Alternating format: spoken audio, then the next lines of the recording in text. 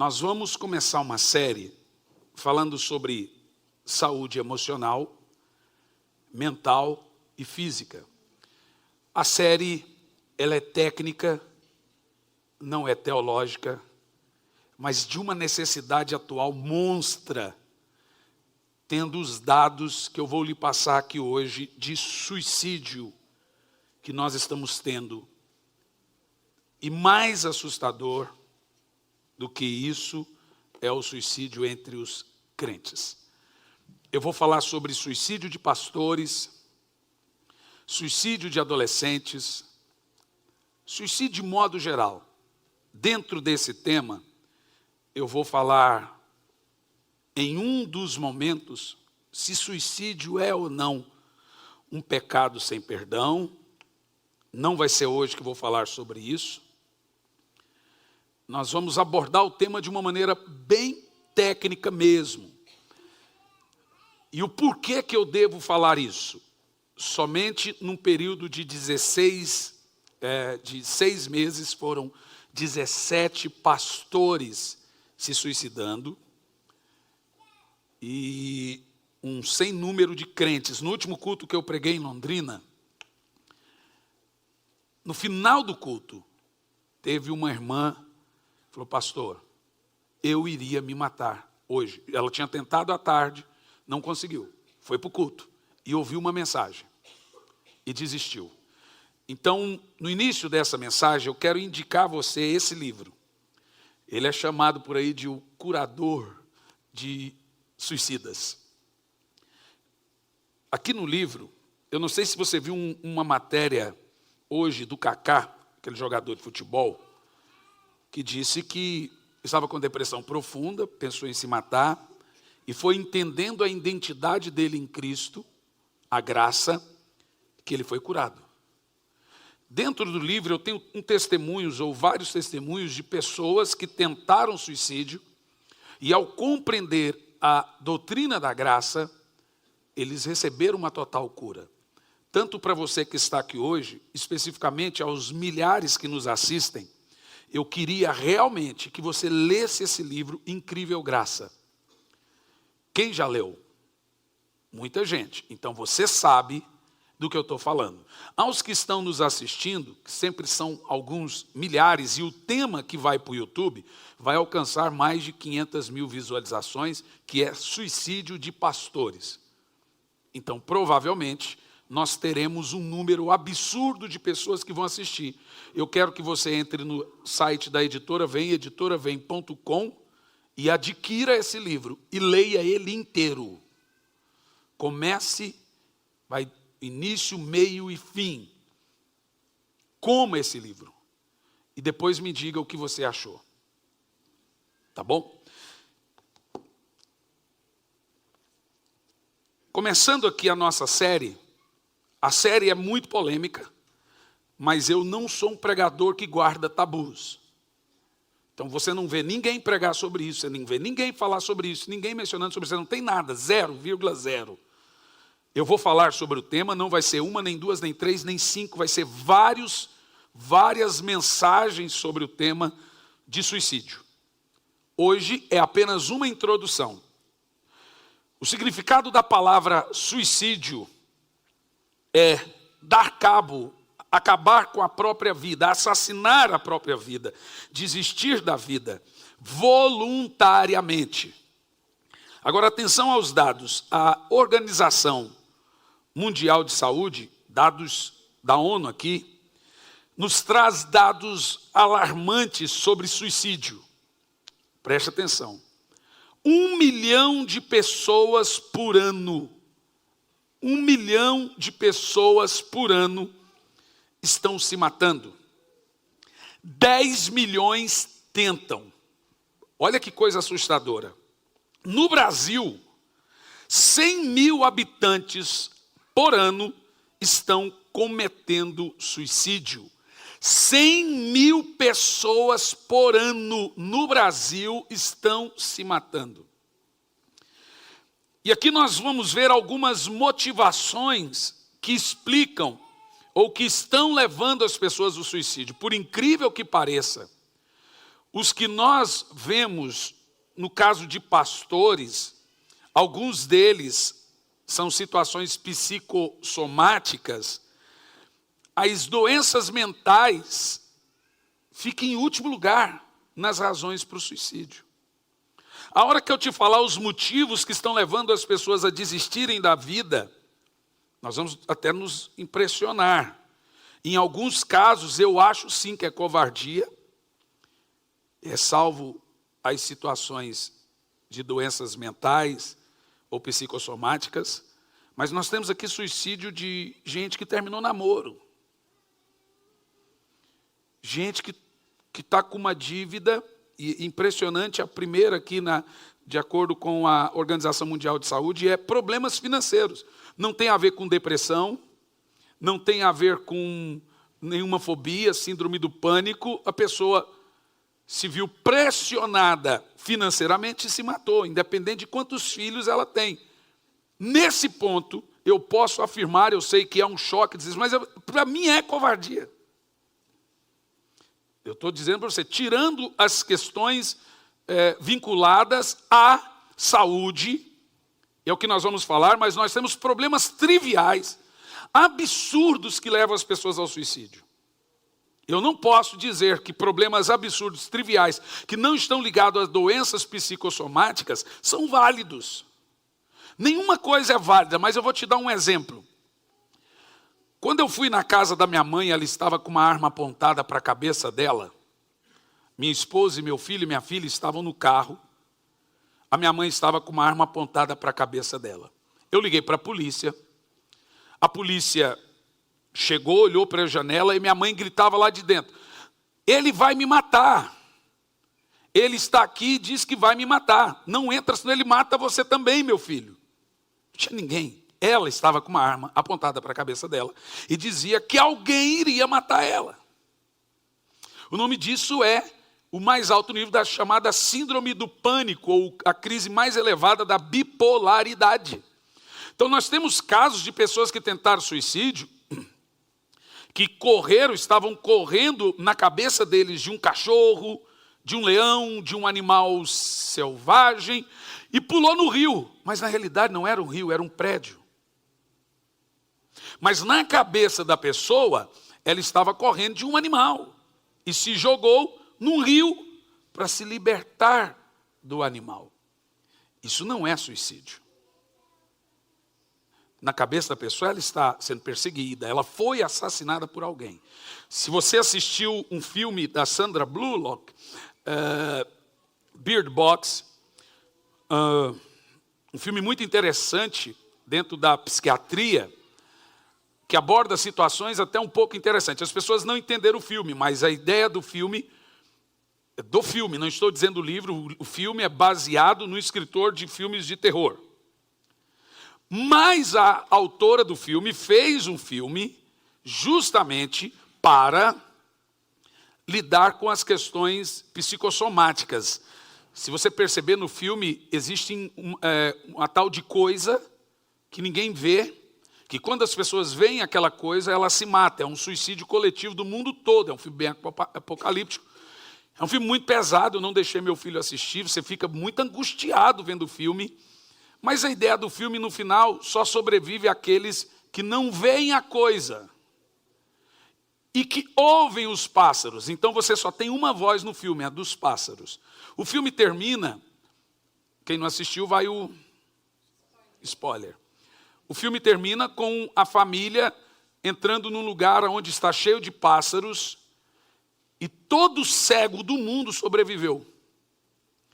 Eu entendi o filme sobre várias óticas. Na psicoterapia, eu entendi o filme mais ou menos assim. Quem se mata são os lindos, os bonitos, os ricos, os bons, os que não têm defeitos físicos, em grande parte. Raramente você vê suicídio de deficientes. É raro, acontece, mas é raro. São pessoas que acostumaram com a dor, lidar com seus problemas de perdas, problemas físicos, e no filme quem sobrevive são esses deficientes visuais. Tem várias análises psicológicas do filme.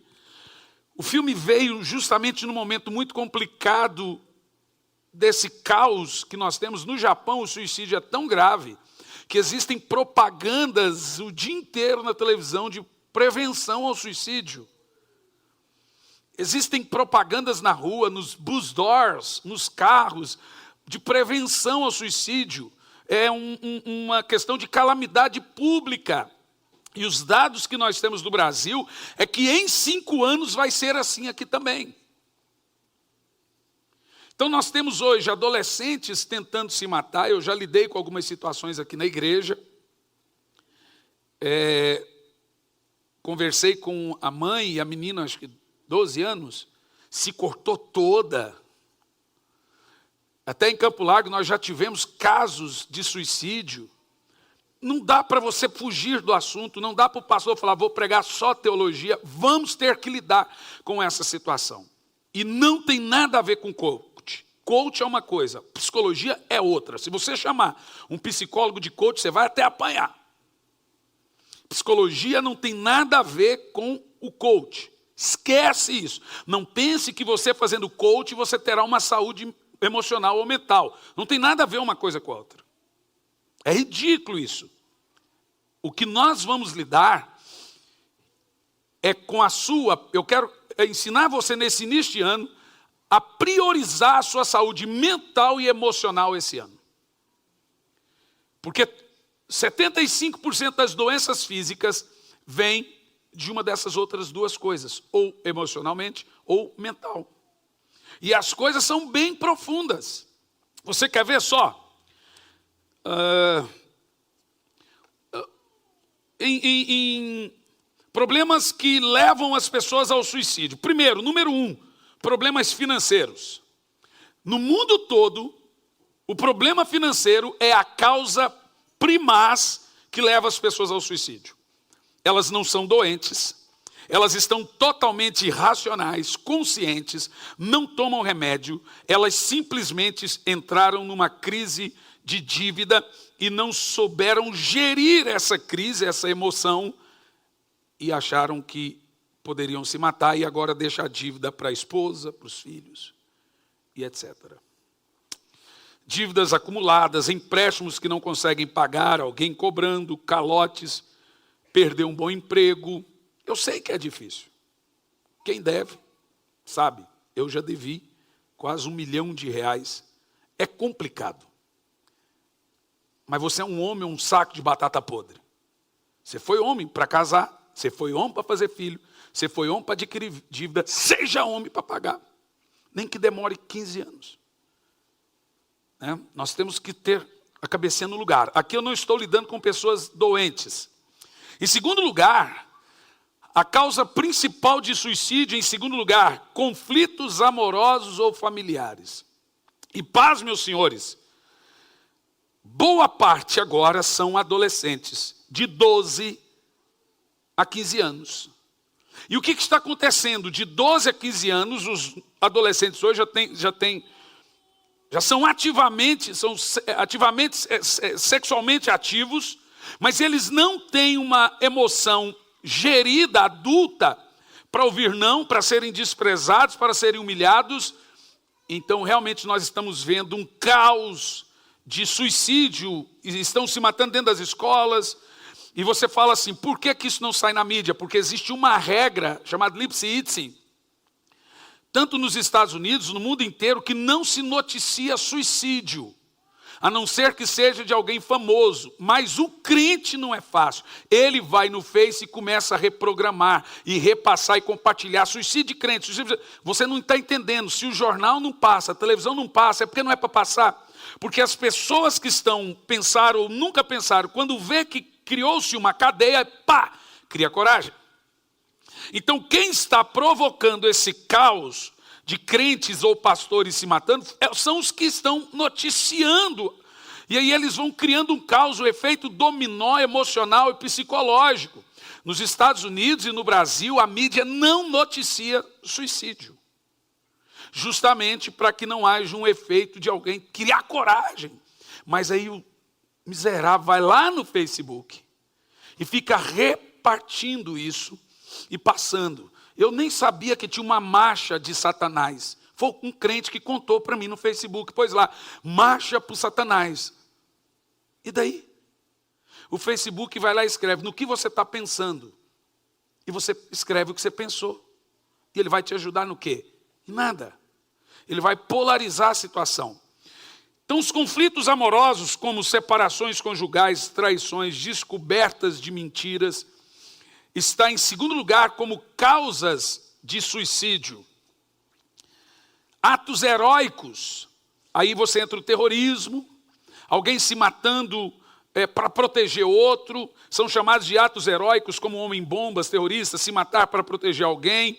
Isso está em terceiro lugar, como as causas primais de suicídio, de acordo com a Organização Mundial de Saúde.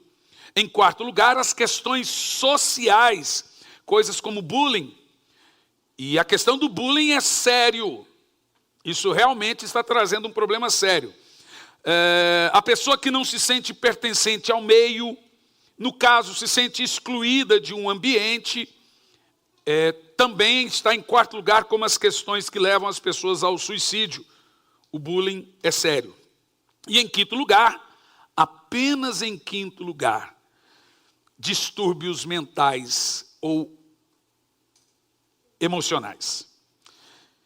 Você percebeu que, de acordo com essa listinha que a Organização Mundial de Saúde fez para nós, não é a maioria das pessoas que se matam porque estavam com depressão ou alguma fobia.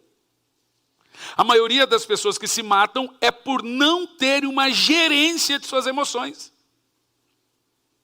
Não é uma síndrome de pânico, ela não está vendo alguém correndo atrás dela, ela não está inconsciente dentro da sua mente. São pessoas completamente perfeitas, mentalmente, fisicamente, emocionalmente, mas não tiveram uma saúde emocional para gerir aquele momento. E agora estamos falando de crentes, não crentes e etc, etc. 3 razões, de acordo com essas questões, que levam o suicídio dentro da ciência.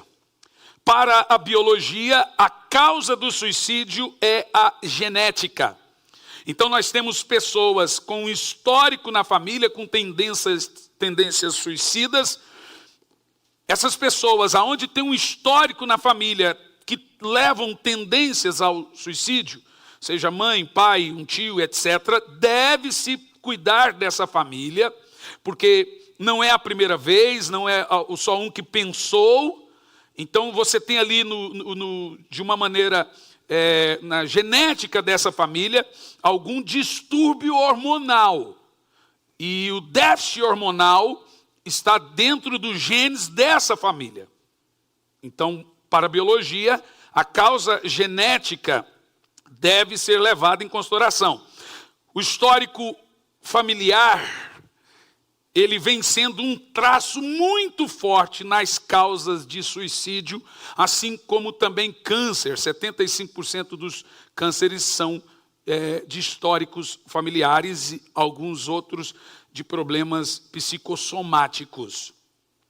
Para a psiquiatria, a causa do suicídio são perturbações mentais, ou seja, uma pessoa frágil emocionalmente. As fobias, nós vamos falar de todas as fobias, como elas funcionam. Os gatilhos, nós também vamos falar o que é um gatilho, como ele está disparado, como que você desliga esse gatilho também, que levam as pessoas ao suicídio de acordo com a psiquiatria. E para a sociologia, nós temos o ambiente de sociedade. O ambiente é o responsável para a sociologia. Ele é o responsável pelo suicídio entre as pessoas. Ou seja, dependendo do ambiente onde a pessoa nasce, somando as respostas que a sociedade dá, isso também é uma grande causa que leva a pessoa ao suicídio. As fases do suicídio. Ideação. É quando a pessoa simplesmente cogita ou ela pensa no suicídio. Ela não falou para ninguém, mas ela está com uma ideia sobre isso. Nessa fase, é quando a pessoa já disparou o gatilho e ela está emocionalmente abalada. Então ela está na fase da ideação, de idealizar, pensar, cogitar. Essa é a primeira fase, é a primeira questão do suicídio. A segunda questão, quando a pessoa está nessa fase da idealização suicida, ela finge sorriso, ela finge alegria. Inclusive, como ela finge, ela está demasiadamente alegre. Então, normalmente você vai dizer frases como: o que deu em você? Você não é assim, por que você está tão feliz? Você viu passarinho amarelo, verde, azul? Por que você está assim? Veja, ela está disfarçando uma condição emocional para que as pessoas não percebam que ela está idealizando uma questão suicida. Aí vem o segundo ponto, que é o plano suicida. Nessa fase, a pessoa já sabe como ela vai fazer, ela já pesquisou na internet. Os vídeos mais pesquisados no YouTube é como se matar. Por incrível que pareça, gente, tem vídeo sobre isso. No Google, o vídeo número 1 de pesquisa é pornografia. Número 2 é como se matar. Você não sabe como o mundo está. Aí nessa questão do plano suicida, essa pessoa já sabe como vai fazer, ela mune das ideias, e ela tem uma ideia, horário, o meio e quando vai fazer. Nesse momento, ela já está recluída. No primeiro ponto, ela começa a fingir emoção. E é fácil, porque ela está exagerada, um sorriso exagerado, falante. Então ela quer fingir que está tudo bem. Em segundo lugar, quando ela está no plano, ela já está mais recluída, sozinha, apagando histórico do WhatsApp, apagando histórico da internet. Você deve ficar atento a essas coisas. Qualquer pessoa que apaga o histórico de qualquer coisa não é normal. Só apaga aquilo que você não quer que as pessoas vejam. Apagou, não é normal. Em terceiro lugar, vem as tentativas. E aí nós temos a consumação do fato. Nem todos que querem se matar, se matam pela primeira vez. Mas nós temos também uma questão de autoflagelo, que são as pessoas agora que criou um costume de se cortar toda vez que estão irritadas ou abaladas, picam o cabelo, cortam a carne, se machucam, se autoflagelam. É também uma coisa assustadora. Agora vamos à questão preventiva. Atenção para o que nós chamamos de fatores de risco. E isso todos nós devemos ficar atentos ainda à guisa de introdução, nessa crise emocional que nós estamos vivendo, igreja, de modo geral, crentes, pastores, ninguém está imune a isso. Vai por mim. Antigamente, tudo que é depressão era demônio. Como alguém me perguntou esses dias, depressão, uma pessoa que tem depressão está endemoniada? Falei assim, quem usa óculos está endemoniado? Não, falei, porque você usa óculos. Mas antigamente toda depressão era demônio. Hoje, não pode falar que qualquer depressão tem demônio. Tem demônio também na história, gente. É claro que tem. Então tem demônios que tiram proveitos dos gatilhos, da situação emocional. Tem toda uma opressão. Mas a situação, ela é de calamidade pública, é questão de saúde mental, física e emocional. Quais são os fatores de risco dentro dessa questão? Primeiro, fator de risco, doenças clínicas, físicas. São doenças que causam muita dor e deixam marcas ou lesões. Uma pessoa que está fisicamente abalada com doença, você deve ficar atento por causa das dores que ela sente por causa da doença. É um fator de risco, ela deve ser observada. Doenças psiquiátricas, depressão, ansiedade, bipolaridade. São fatores de risco que levam a suicídio, depressão, ansiedade e bipolaridade. Nós vamos falar também sobre ansiedade.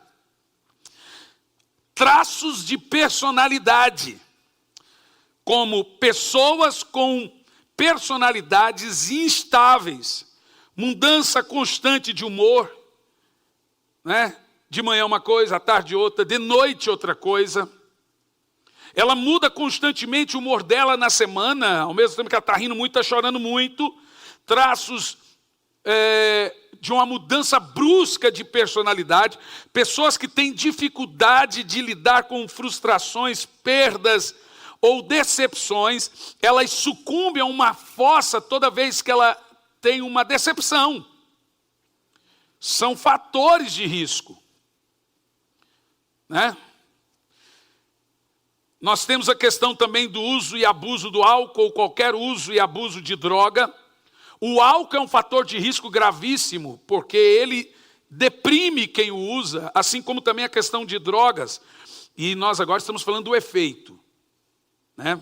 Qualquer pessoa que usa e abusa de álcool e droga é um fator de risco suicida.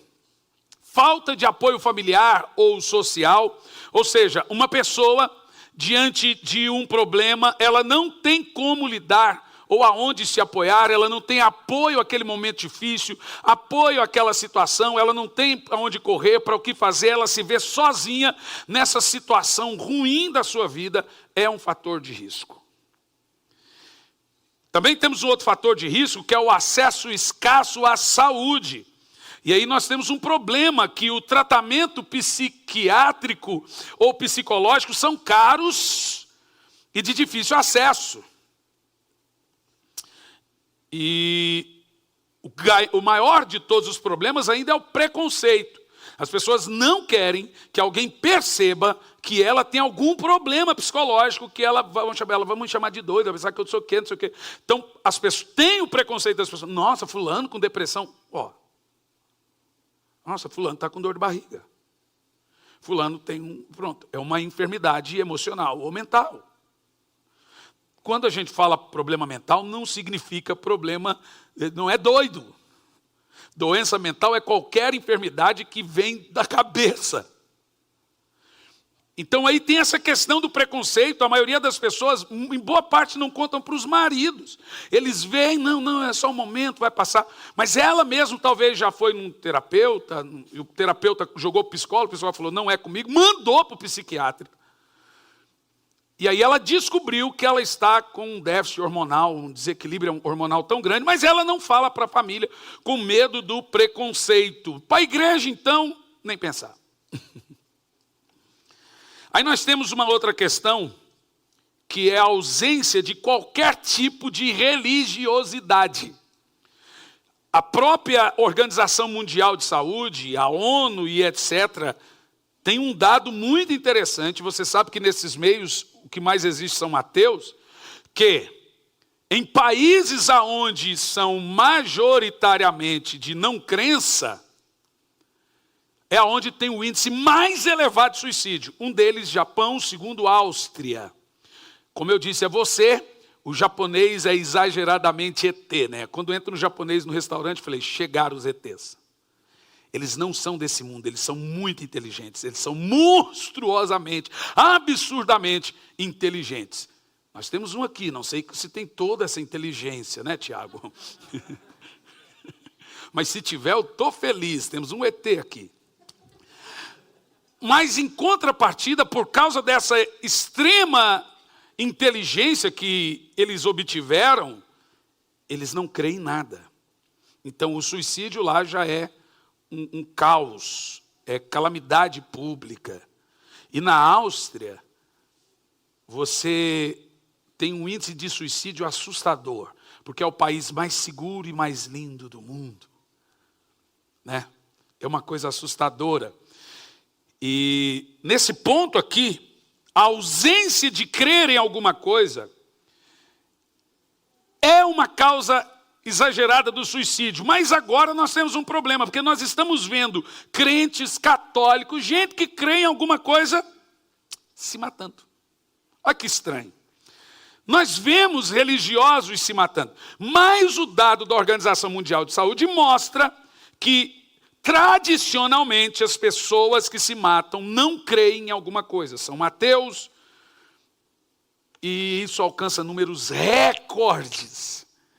Então, a ausência de qualquer tipo de religiosidade é um fator de risco assustador.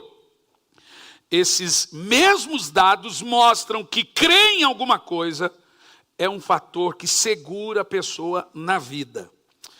Tentativas prévias. Esses fatores mencionados, que nós falamos, todos eles, nós devemos ter na cabeça e analisar que uma pessoa que tentou ela pode até dizer, não, isso nunca mais vai acontecer. E também me trouxe uma situação, as pessoas que têm várias tentativas, elas começam assim, elas pedem perdão, olha, me perdoe, eu não queria te provocar dor, não queria te causar dor, e etc. E depois ela vai e faz de novo. E depois faz de novo, e ela vai conseguir. Eu quero pedir uma coisa para vocês como seu pastor. Não compartilhem nada sobre suicídio na internet. Para você não provocar ou ser parte desse efeito cascata. Se os jornais não mostram, se ninguém mostra, se é porque a psicologia, a psiquiatria pede que não se repasse. E no máximo que nós podemos fazer é algo preventivo. Trazer saúde, como é o caso que eu estou propondo a fazer aqui agora. Agora vamos entrar num ponto muito importante. Suicídio entre os crentes e pastores. Por que eu pus suicídio entre pastores? Porque se eu ponho suicídio entre crente, nem todo pastor vai assistir. Se eu ponho suicídio entre pastor, todo crente e pastor vai assistir. Então foi algo mais para fazer todos, porque o pastor é acima de tudo um crente, então vai atingir a todos. Tá bom? Não existe pecado de pastor e pecado de crente. Existe crente. Não tem coisa que crente faz e coisa que pastor faz. Né? Vamos às causas. Em todos os dados dos crentes, e no caso que vamos polarizar, porque eu falei pastores, porque são os que ganharam proporções. Ainda recentemente nós tivemos o Fábio de Mello, o padre com síndrome de pânico, que corria, se jogava debaixo da cama, se escondia dentro de casa porque alguém estava correndo atrás dele, alguém queria pegar ele. Isso é uma doença. Fábio de Mello. O outro também, o Marcelo Rossi, ainda está enfrentando uma crise de síndrome do pânico assustadora. E agora nós já estamos vendo aí entre os religiosos essa calamidade chamada suicídio. E em todos os dados dos pastores que se mataram e dos que ainda estão em tratamento, os que se mataram, tivemos 17, somente 5 não foi por causa de doenças psicossomáticas. Nós tivemos casos até bem emblemáticos. Um que se matou, ele estava conversando no WhatsApp com uma irmã da igreja. E ela mandava fotinha, ele mandava fotinha. E foto para lá, e foto para cá, ele manda sem querer a foto dele pelado no grupo do WhatsApp da igreja.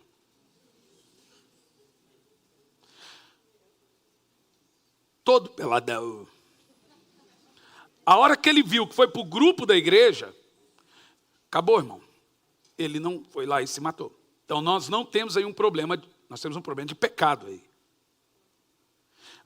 Você entendeu o que eu disse? Nós tivemos outros casos muito parecidos. Né? Como esse, gente que chegou e pegou o marido traindo, se matou, pastora, ou também vice-versa. Então não é questão relacionada à doença, é questão relacionada a pecado. Você não precisa de terapia, você precisa de arrependimento. Terapia é para gente doente, arrependimento é para gente safada. Então, nas outras situações, de fato, nós temos um tratamento anterior dessas pessoas que tentaram e conseguiram se matar. E eu fui estudar as situações das causas que levaram as pessoas ao suicídio. Nós temos várias delas, hoje eu vou falar de uma muito importante. É uma síndrome em que todos estavam sendo tratados, chamada síndrome de burnout, ou burnout. E preste atenção, o que é essa síndrome de burnout? Todos os pastores que se mataram com problemas psicossomáticos foi por causa dessa síndrome. não só os pastores, como crentes e também empresários, etc., a grande avassaladora maioria com problemas psicossomáticos que não estão apenas dentro daquela questão financeira, etc., etc., eu já acho que é também um desvio, algum gatilho, e já tinha um problema emocional.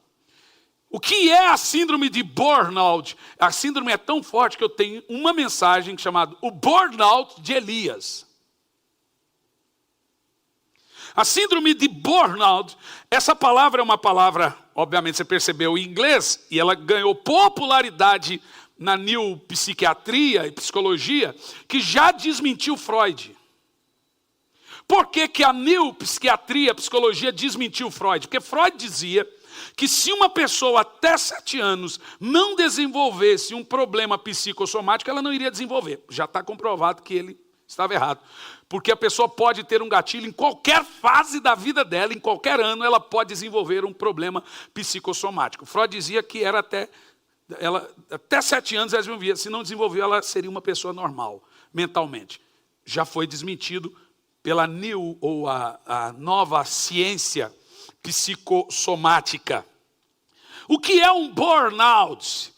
Burnout é a condição de alguém que se tornou física e emocionalmente cansado. Daí está a palavra burnout. Essa condição funciona mais ou menos assim. Ela só acontece depois de um trabalho difícil, que foi feito por um longo tempo, uma grande conquista.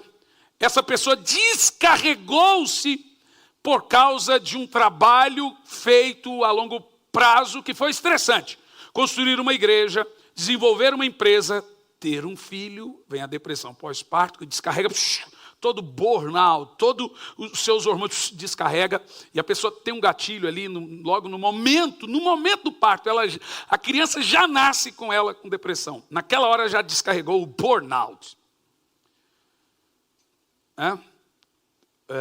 Isso é extremamente... Aqui no livro, nós temos na nossa comunidade a Ju, de uma voz angelical. A Ju é uma menina, ela é a tradutora dos meus livros para o inglês. Ela é maravilhosa, ela e o do Willer, né? Estão até na praia nos assistindo. Ela sempre foi perfeita, mas no dia do parto, ela deu um burnout, uma depressão pós-parto. Ela ficou, acho que mais de 20 e poucos dias, eu não sei ao certo, internada no hospital psiquiátrico, e minha esposa e eu acompanhamos ela bem de perto, até nas questões de tentativa de suicídio, a menina bebezinha. Isso não é frescura, gente, é coisa séria. Ela descarregou todas as energias dela naquele momento, alguma coisa a traumatizou na hora do parto e deu um burnout. A palavra burnout é uma síndrome agora da neuropsicologia ou psiquiatria, e recebeu essa palavra por causa do significado. Burnout é quando algo, um carro ou um foguete, para de funcionar por falta de combustível. A palavra que classifica mais fácil que é um burnout é esgotamento. É um carro que perdeu combustível e parou no meio da estrada. É uma pessoa que perdeu o foco, não quer mais sonhar, ela está totalmente sem energia, ela perdeu o senso de vida, fome pela vida, prazer pelos filhos, prazer por viagem, prazer por tudo, ela esgotou. Ela está num burnout, sem combustível. É essa palavra burnout. Burnout então significa esgotado física e emocionalmente. Essa exaustão da força física e emocionalmente geralmente acontece depois de um estresse prolongado. Uma situação estressante que traumatizou, seja familiar, seja financeira, seja igreja, seja qualquer coisa. Normalmente isso acontece com quem lidera a gente. Então o burnout acontece com quem não lidera a gente, acontece, mas em grande maioria com quem cuida de pessoas, empresários, pastores, professores, padres e etc, etc. Quem cuida de gente são os que se esgotam. E acontece esse burnout, em que descarrega a força, energia da pessoa. Ou até mesmo uma terrível frustração. Nesse caso, em grande parte, está vinculado ao trabalho. Essa síndrome, ela foi encontrada na maioria dos pastores que se mataram. Não, eu digo na maioria porque teve casos que não teve a ver com coisa psicossomática. Mas o burnout, o esgotamento físico e emocional, naqueles que estavam sendo tratados, e o tratamento do burnout, infelizmente, é o mesmo da depressão. Burnout não é uma depressão, mas o tratamento é o mesmo. A pessoa tem os mesmos sintomas, mas ela está descarregada. Ela está sem força. Ela está esgotada. E você vai ouvir coisas impressionantes sobre isso aqui hoje. Burnout também é visto pela psicologia como resultados ou um resultado de pessoas que não conseguem administrar sua vida. Seu tempo, hora de comer, hora de dormir, hora de trabalhar e etc. Normalmente pessoas desregradas em horários, olha para mim, inevitavelmente em algum momento vai dar um burnout. Antigamente se chamava estafa. Estafa é mais pobre, burnout é mais rico. Burnout também é uma síndrome gatilho. Então veja, depressão é efeito. Depressão é efeito. O que vai provocar, nós chamamos de causa. Causa, gatilho, efeito. Depressão é efeito. Pá! Vem uma causa. Gatilho. O efeito. O burnout é gatilho. Ele não é a causa e nem o efeito.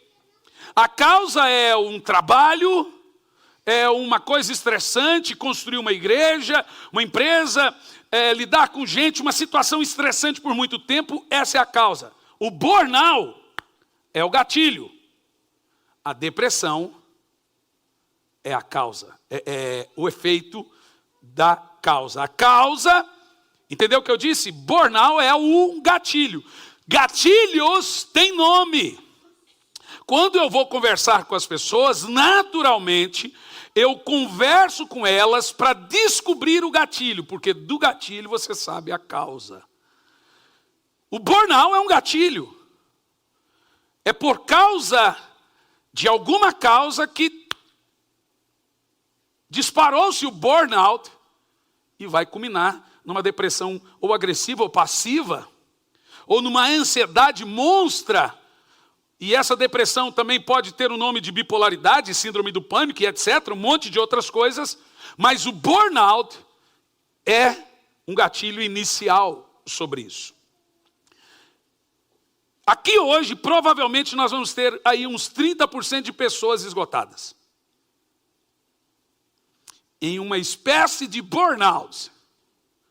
Descarregadas em seus hormônios, que nós acostumamos chamar de energia, você sabe disso, que estão sem forças para iniciar o ano, sem foco, sem saber o que faz, tem tanta coisa para fazer que eu não sei o que eu vou fazer e etc. Tem muita gente aqui assim.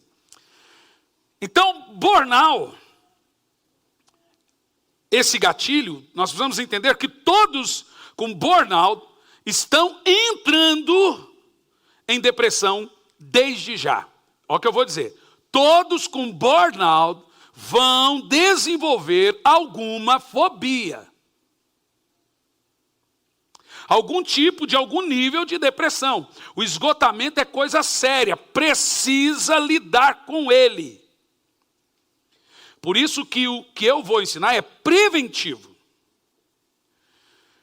Burnout é o oposto de engajamento. Uma pessoa engajada é diferente de uma pessoa esgotada.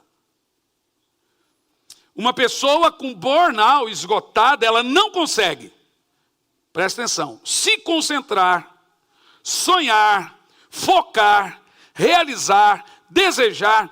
Vão vocês, eu não estou afim, quero ficar em casa. Estou afim de assistir um filme, de preferência Bird Box. Ou como é que chama aquele que vocês assistiram ontem? Lugar Silencioso. Então, deixa eu na minha. Veja, a pessoa ela começa a perder um senso de prazer. Nem todos são assim. Porque eu já aprendi uma outra coisa. Quem não consegue ficar sozinho consigo mesmo tem algum problema também. Eu amo ficar sozinho, gente. Sabe, olha, veja bem, eu amo a minha família, amo meus filhos, eu amo que a minha filha fica pulando em cima de mim toda hora. Ela fica... Mas eu também consigo conviver comigo mesmo. Eu consigo conviver com silêncio. Eu consigo dirigir sozinho sem pôr nenhuma música. Isso não é síndrome de doença, isso é síndrome de gente sadia.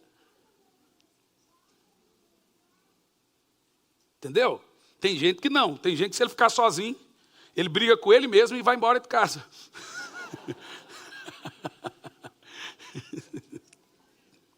Agora vamos lá, meus irmãos. Falando do burnout, do esgotamento.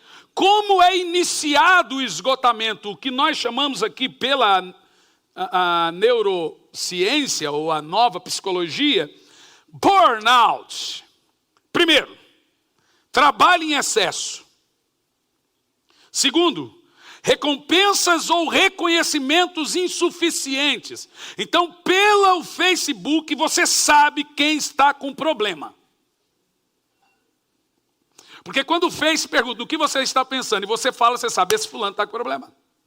Porque ele falou o que ele estava pensando. Ninguém fala o que ele está pensando. Só quem não está normal.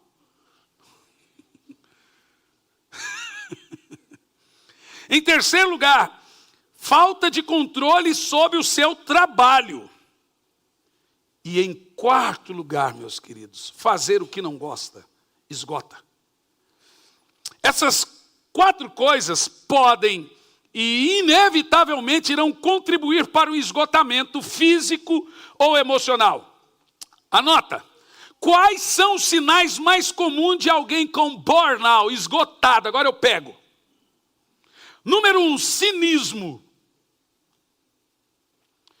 Normalmente as pessoas, inicialmente de um burnout, elas estão bem cínicas. As suas respostas são cínicas e agressivas. Alguém aqui tem Twitter? Bom, eu tenho. Lá no Twitter está o nicho de todos os jornalistas, escritores, pensadores e atores. E eu estou lá. Não que eu seja isso. Mas o bom do Twitter é que quando você escreve para alguém, ele responde para você na hora. Então eu escrevo para os jornalistas da Globo. E eles me respondem. O pau pega. Mas tem uma ali que ela é muito bacana, a Leilani. A última vez que eu conversei com ela, foi muito interessante que ela estava se queixando que as pessoas eram muito mal educadas. Então eu escrevi para ela. Porque ela estava só criticando o Bolsonaro. Claro. Eu disse para ela, eu estou esperando um elogio da sua parte. Aí ela fez um elogio. E no meio do elogio, uma crítica. Eu falei assim, eu vou te ensinar, mas você já sabe. Porque você é jornalista. A psiquiatria, a psicologia de liderança, significa que é uma grande empresa, tem um psicólogo ou um psiquiatra. Já te ensinou, e eu sei que já te ensinou, que quando você vai criticar, você elogia também. Quando você vai elogiar, você só elogia. Você nunca elogia criticando. E nunca critica sem elogiar. Aí eu escrevi, mas você também sabe disso. Aí ela escreveu embaixo, sim, muito obrigado. Veja bem, o burnout é justamente isso. Quando as pessoas estão num ambiente sendo pressionadas, estão descarregadas E agora, em primeiro lugar, elas começam a ficar cínicas. Suas respostas são agressivas e de um cinismo absurdo. Lembra do seu Saraiva? Cínico e agressivo. Isso é um cara esgotado, que a gente chamava de estressado. Esse é o burnout. Ele começa com um cinismo. Então a pessoa ela tem respostas cínicas, as chamadas respostas na ponta da língua. São cínicos. Então acontece isso, porque inicialmente você sente que seu papel e sua função é inútil. Você está ali, mas você se sente um inútil. Então isso te faz cínico. Em segundo lugar, exaustão. A pessoa se sente deprimido ou cansado. Ela começa a ficar exausta.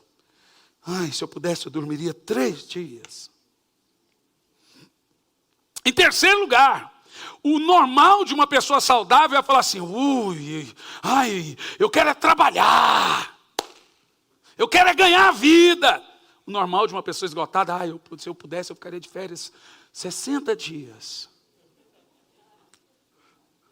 O normal de uma pessoa é ganhar a vida, feliz da vida. O que não é normal é o contrário disso. Por que você pensa o contrário disso? Porque você esgotou no seu trabalho, você esgotou. Não significa que você ainda está com a fobia ou doente, mas está com algum gatilho, já é sinal de alerta. Que você está esgotado física ou emocionalmente. Na exaustão, você pode se sentir deprimido ou cansado. Eu tinha uns meninos que viajavam comigo, e um dia, eles viajaram de carro, acho que 2 dias dirigindo. A banda, né? Eu fui de avião. Eles foram de carro. E eles chegaram no hotel. Do nada, os 5 meninos, eu entrei no quarto deles e estava chorando. O que está acontecendo? Não sei, pastor, acho que a gente está deprimido. Falei, vocês não estão deprimidos. Vocês estão cansados. Tirei 2 Dramin e dei 2 para cada. Que isso, pastor? Só tome. Gente, eles dormiram 24 horas. No outro dia, estavam tudo encapetado, assim, no bom sentido. Estavam animados. Quando eu estou muito descarregado, a minha esposa pega as crianças, vaza, eu tomo uns 2 Dramin e durmo. Mas durmo. Recupera a voz, recupera a energia, recupera... O que Jesus mais fazia? Dormia. E orava. Quando Elias estava num burnout, e eu vou falar sobre o burnout de Elias, ele pediu para si a morte depois de quê? Elias tinha acabado de vir de uma crise estressante, 800 profetas, 400 embaixo e mais 400, uma crise absurda. O cara mata 400 profetas de Baal e corre de uma mulher. A mulher pode dar um burnout até nos anjos. Aí depois que Elias vem daquele momento estressante, daquele embate psicológico e espiritual com os profetas de Baal, ele descarrega, ele entra num burnout e vai para a caverna. Lá na caverna diz a Bíblia que ele pediu a si a morte, Senhor, tira a minha vida. Se isso não é depressão, me diga o que é. E aí o Senhor vê Elias e sabe como ele cura o burnout de Elias? Coma e beba, descanse, que é longa a tua jornada. Eu falei para os meninos, durmam, amanhã nós vamos comer muito. Eles dormiram e comeram feito um touro no outro dia. Pronto, acabou a crise. Então a exaustão, ela mascara algo que você pensa que você está com depressão. Acho que eu estou deprimido. Não está, você não dorme ou não come. Você é desregrado com seus horários, está estressado e exausto. Você só precisa comer direito e dormir direito. Falando da exaustão ainda. Em terceiro lugar, a incapacidade de perceber o seu valor. Nestes casos, a pessoa começa a se sentir incompetente. Ela não é, mas ela começa a se sentir incompetente. Em quarto lugar, já falamos, mas vale falar de novo, falta de alimentação correta nos horários corretos. O corpo necessita das alimentações na hora certa para produzir os hormônios descarregados durante o dia, que nós chamamos também de energia. Em quinto lugar, falta de descanso correto, sono regular, férias. Se desligar daquilo que te esgota por um tempo. Eu fiquei 1 semana em Caldas Novas. Nem o telefone eu levava para a piscina. O dia que a minha esposa entrou com o telefone no furô, eu quase fiquei endemoniado. Falei, eu não acredito. Irmão, eu queria jogar aquilo na parede. Mas, gente, a nossa cabeça parece que fazia assim, ó. Tanto que descarregou. A Isabela voltou, parecia que estava em outro mundo. Uma criança de 3 anos. Como ela ficou boa. E eu falei para minha esposa, a cada 40 dias temos que fazer isso.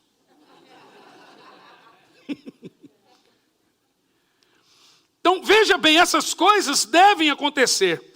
Porque você deve se desligar daquilo que te esgota por um tempo. Sem pensar naquilo, sem falar naquilo, sem comentar aquilo. Não é ficar nesse demônio aqui.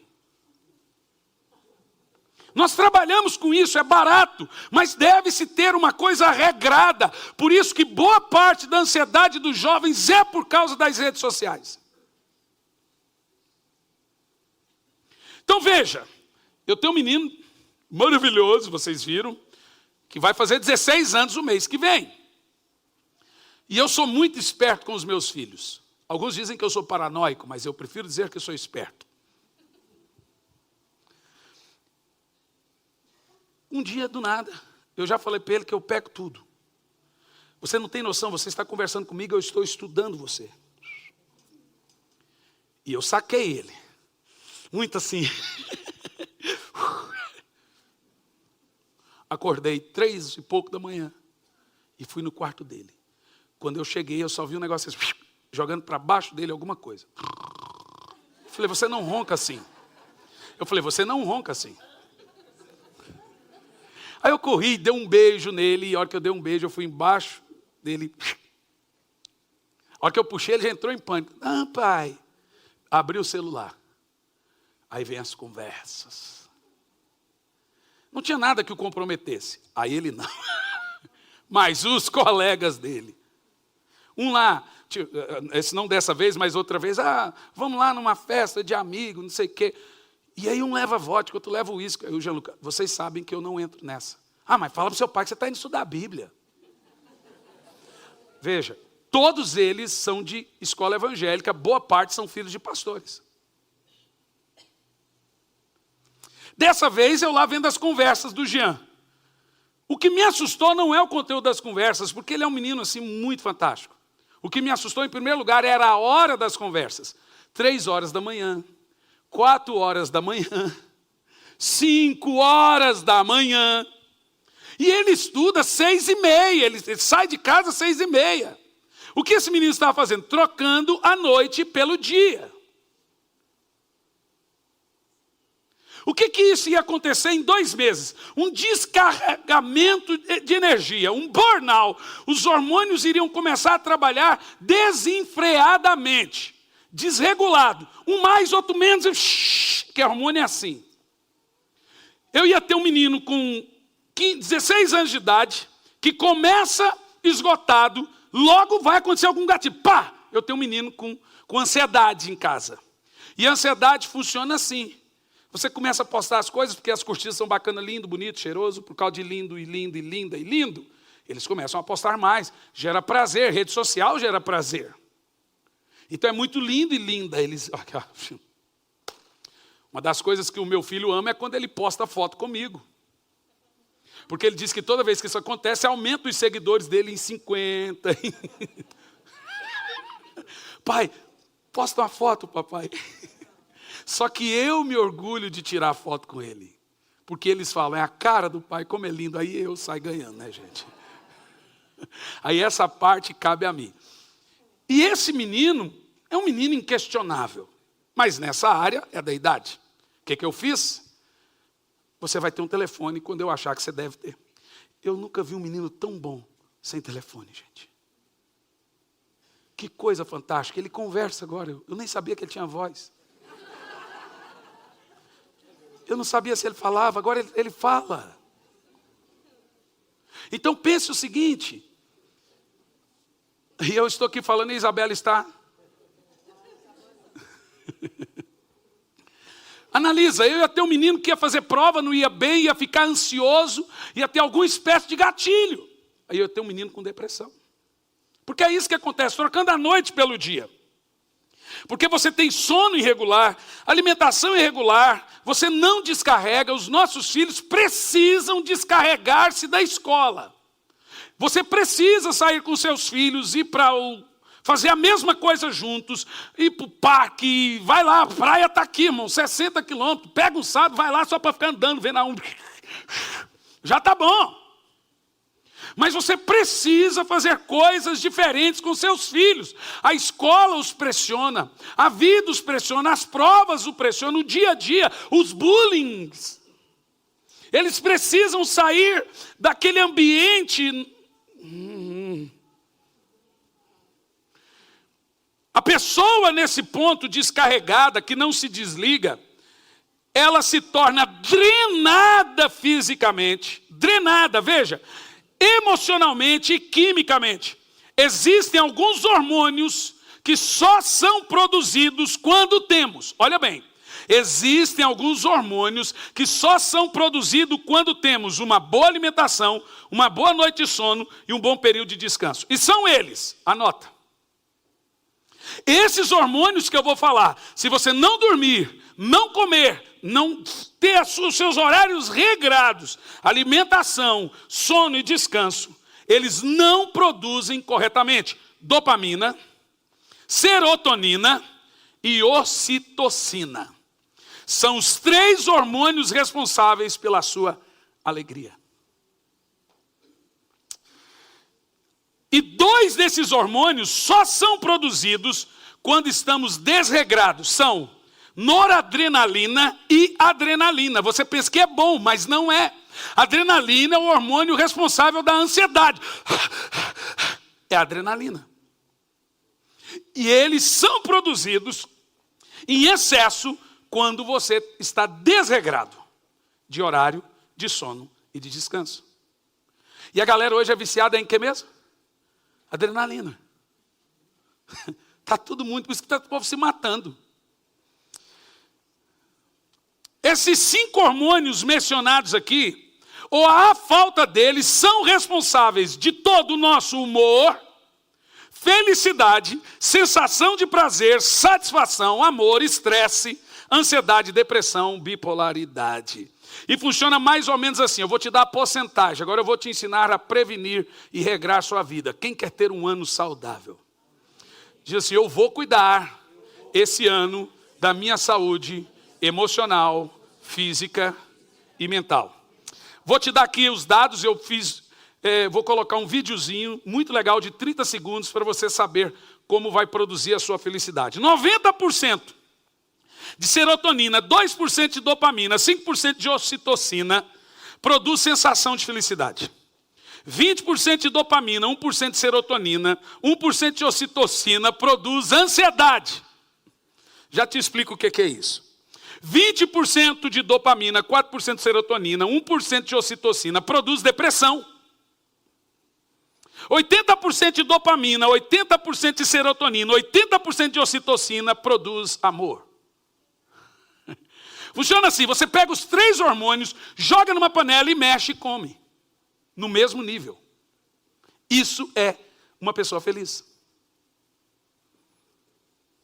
Uma pessoa infeliz, ela começa com um hormônio maior que os outros, dopamina. O que é dopamina? É o hormônio do prazer. Ele fica num lugar dentro do nosso cérebro, se chama campo dos prazeres. Quando você está ansioso, você faz o quê? Eu estou tão ansioso, tem que comer um chocolate. É porque a dopamina descarregou no cérebro. Então dopamina é o mesmo hormônio que se descarrega quando você usa droga, quando você usa álcool, quando você come chocolate, quando você faz sexo. Você descarrega a dopamina. E em toda essa porcentagem que eu mencionei aqui, a dopamina está,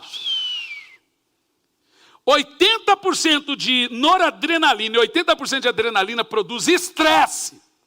Agora, pasme os senhores, seu corpo produz 3 hormônios em quantidade regulada quando você está descansado. Quando você dorme no mínimo 8 horas por dia, o seu corpo refaz a energia desses 3 hormônios.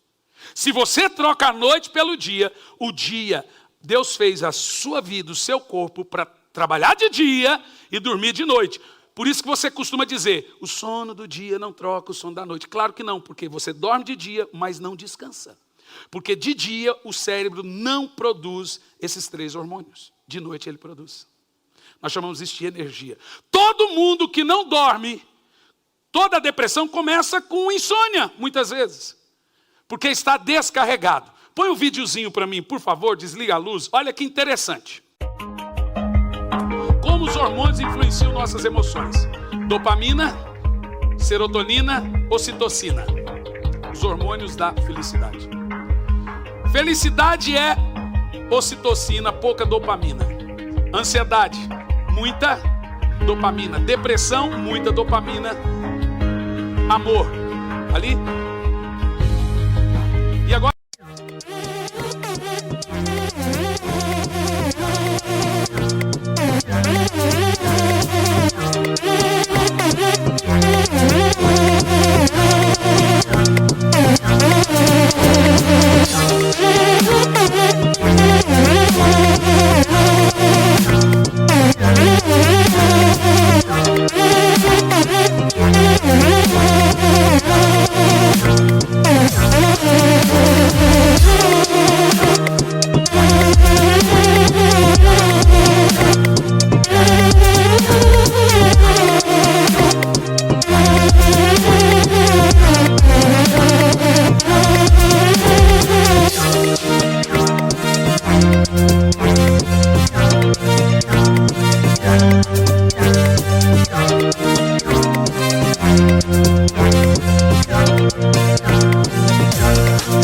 vem os hormônios da ansiedade.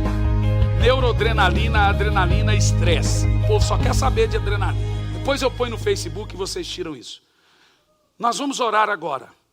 E eu realmente quero, nessa ceia, a gente pode pensar que isso não é espiritual. Isso é mais espiritual do que se imagina. Isso é saúde emocional, física e espiritual. Não adianta expulsar demônio quando tem gente que não cuida da sua saúde. Eu preciso que vocês cuidem da sua saúde emocional, física e mental. Feche seus olhos. Enquanto os diáconos preparam a ceia, eu vou pedir que o Espírito Santo lhe dê fome para viver, fome de vida, fome para ser feliz, meus irmãos, fome para alcançar alguma coisa. Desliga esse aqui.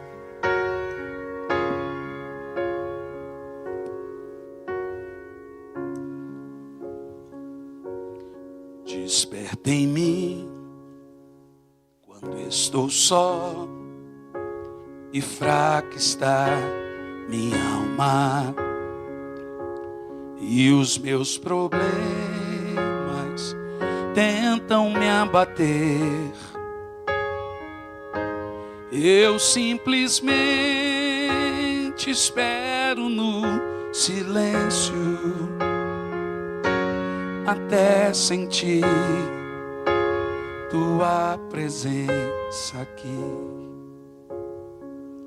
Me levantou acima das montanhas, me levantou para andar por sobre o mar. Forte sou, estando em teus braços, me levantou melhor do que eu sou. Eu quero que você escute isso, porque o Espírito Santo vai lhe dar isso nessa manhã. Fome de vida. Desperta em mim fome pela vida. Meu coração tão imperfeito é,